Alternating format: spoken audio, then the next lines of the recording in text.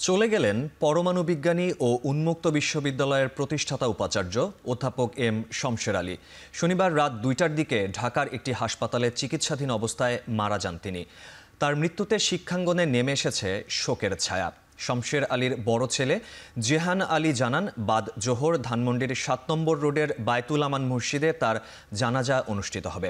১৯৩৭ সালে কুষ্টিয়ায় ভেড়ামারায় জন্মগ্রহণ করেন এই শিক্ষাবিদ। যশোর ও রাজশাহীর ঢাকা বিশ্ববিদ্যালয়ে পদার্থবিজ্ঞান ও ম্যানচেস্টার বিশ্ববিদ্যালয় থেকে পিএইচডি লাভের পর ১৯৬১ সালে পাকিস্তান আণবিক শক্তি কমিশনে যোগদানের মাধ্যমে কর্মজীবন শুরু করেন শমশের আলী।